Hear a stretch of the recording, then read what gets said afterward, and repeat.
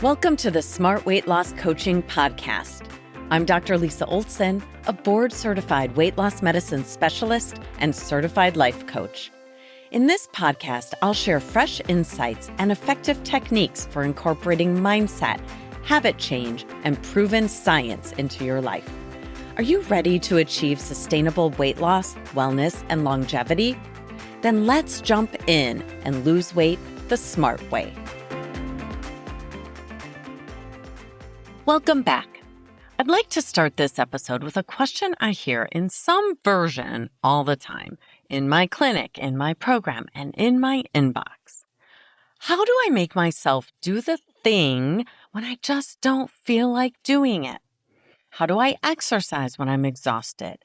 How do I reach for fruit instead of chocolate at the end of a long day? How do I put my phone down and actually go to sleep on time? How do I find time to make healthy meals when ordering takeout is so much easier during the week? How do I do any of this consistently when the motivation just isn't there? Well, here's my honest answer, the one that's been backed up by decades of psychology and behavioral science research. You don't wait for motivation. Because if you do, you're going to be waiting a long time. Motivation is not the starting line, and it's not what gets you moving.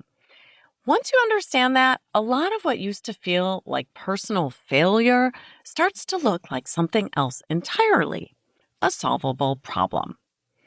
We have this deeply ingrained belief that motivation is a feeling that arrives first and then action follows. You feel inspired, you lace up your shoes, you go for a run. Or you feel energized, and then you prep the healthy meal. You feel disciplined, and you put your phone in the other room at night. But the research tells a very different story. Psychologist and clinical researcher Peter Lewinson developed a concept in the 1970s called behavioral activation. Originally, he used it as a way to help people with depression. His central finding was that action doesn't wait for good feelings to arrive. Action creates the good feelings.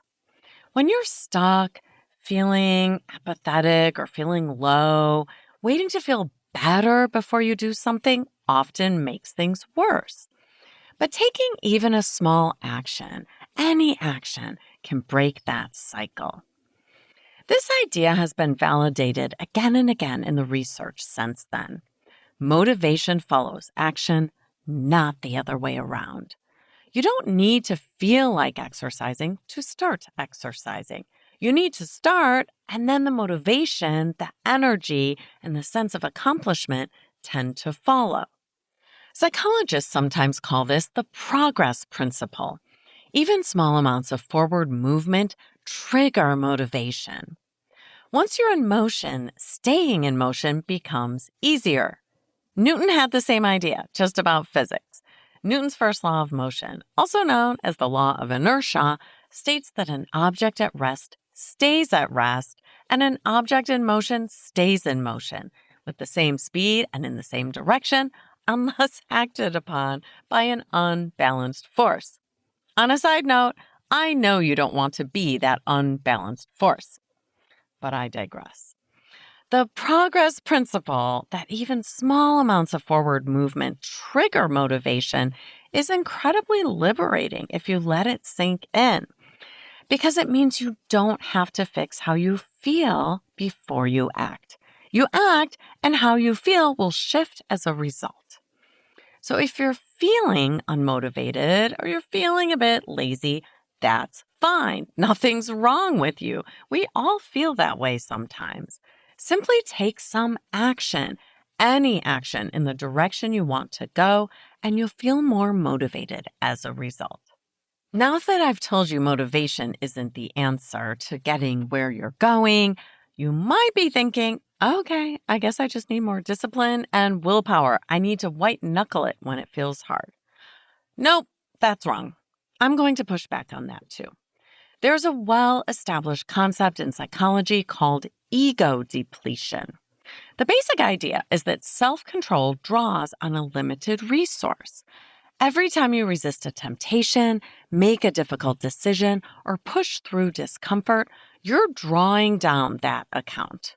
By the end of the day, when you've already made dozens of decisions, managed stress at work, and navigated whatever life throws at you, your self-control reserves are running low. That's why most people don't fail in their health goals at 7 a.m. They fail at 9 p.m. That's when the chocolate appears.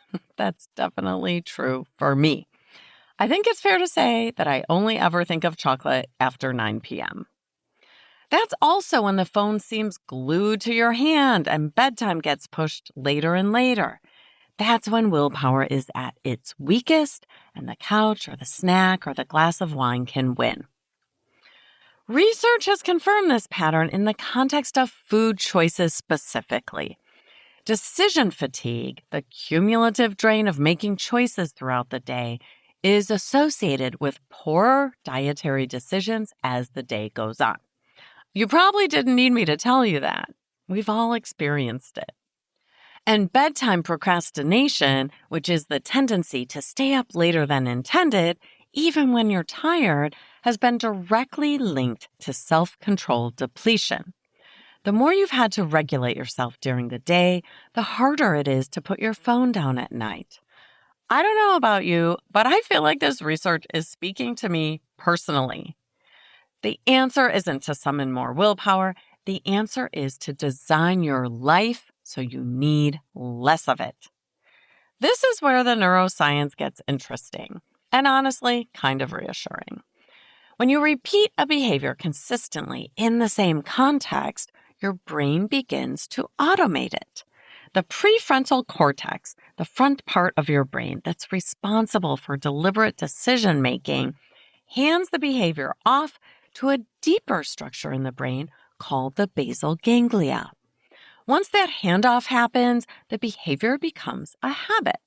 It's automatic, efficient, and no longer dependent on motivation or willpower. This is the cue, routine, reward loop you may have heard of, supported by decades of neuroscience research and popularized by Charles Duhigg in his wonderful book, The Power of Habit. It's an older book, but it's definitely worth reading if you're interested in the science of habits, as I am. Duhigg teaches us that a cue triggers a routine and a reward follows. Over time, the brain literally builds new neural pathways that connect those three things, and the habit becomes wired in. What this means practically is that every habit you have right now, whether it's getting up and making coffee, checking your phone in the morning, or reaching for something sweet after dinner, was learned through repetition in a consistent context. Your brain built that pathway because it was efficient.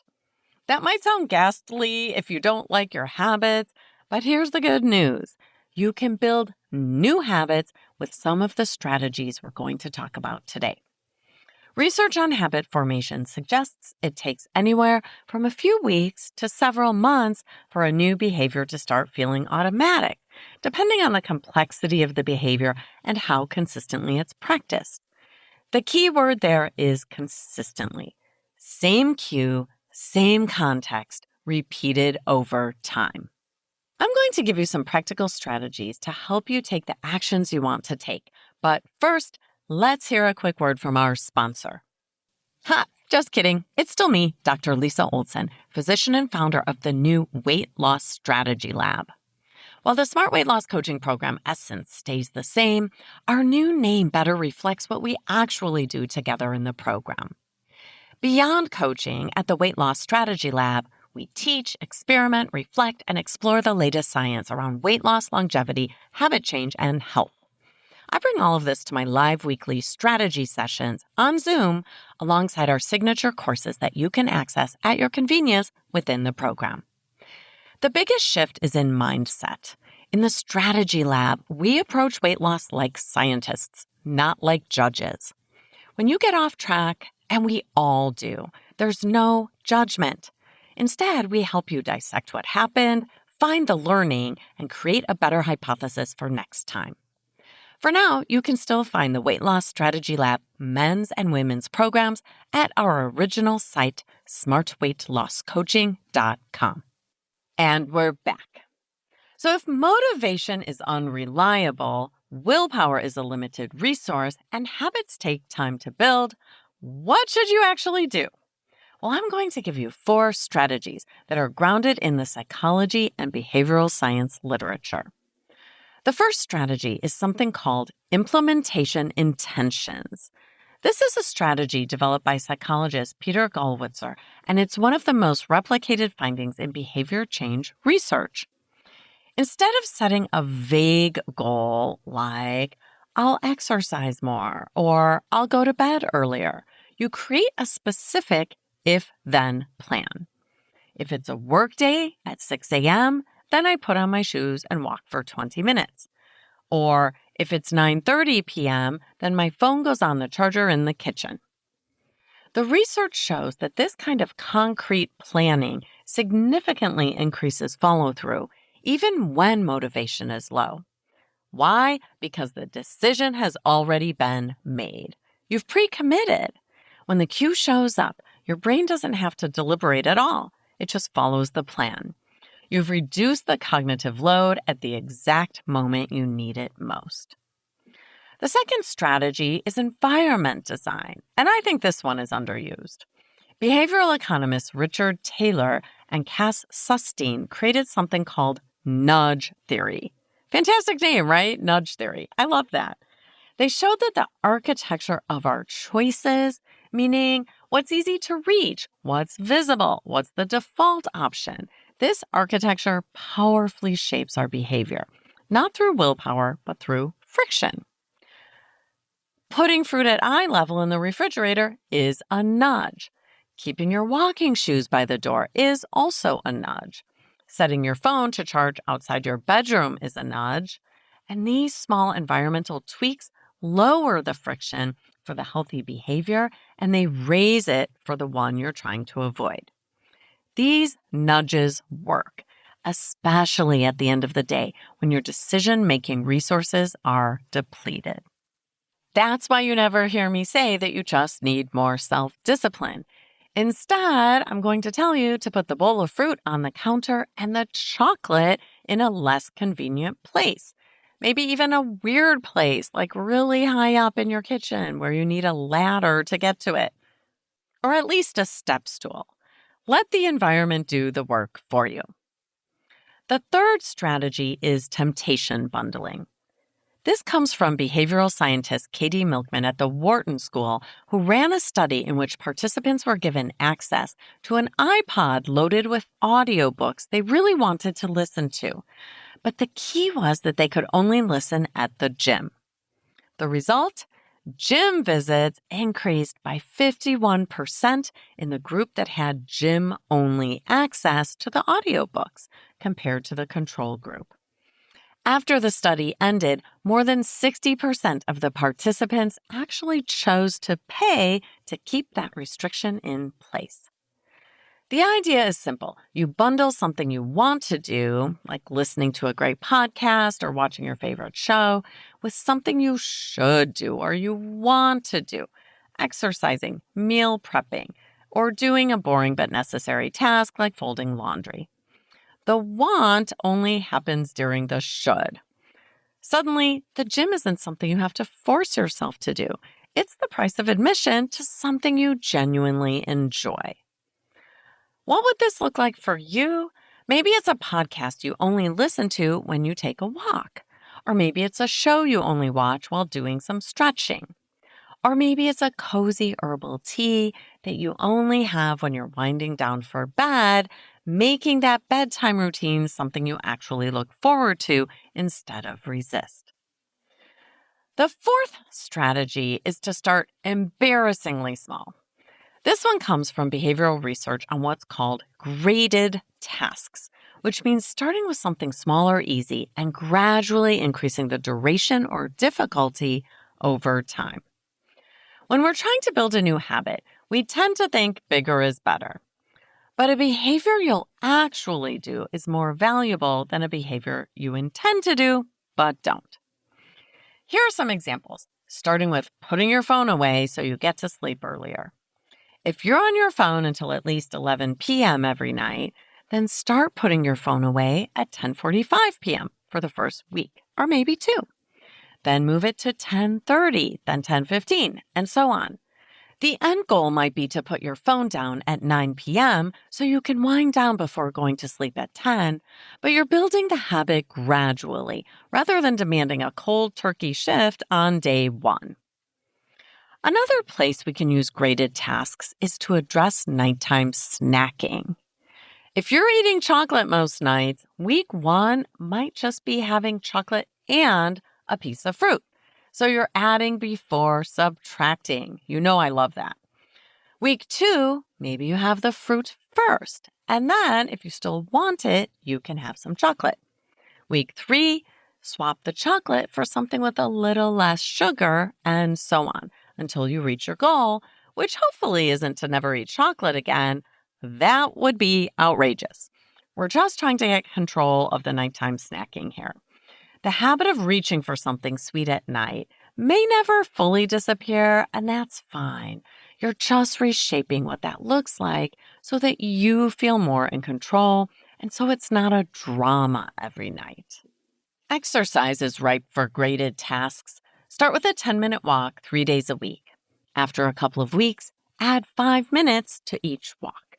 After another 2 weeks, add a fourth day until eventually you're at your goal of 30 minutes 4 or 5 days a week. Again, the smart way to get there is by stacking small wins rather than committing to something unsustainable on day one. You could use the graded task approach to increase the number of vegetables you're eating at dinner or to create a strength training routine. The through line in all of these is the same. You're not settling for less, you're building the neural pathway first and adding difficulty as the habit stabilizes. A behavior you repeat reliably at a modest level will always outperform one you do intensely for 2 weeks and then abandon. Okay, one more thing before we wrap up. Angela Duckworth, the psychologist at Penn who wrote the book Grit, has found something that surprises people about high performers. They're not using more willpower than the rest of us, they're using less. What they're doing instead is structuring their lives so the hard choice rarely comes up in the first place. And that's exactly what I want for you.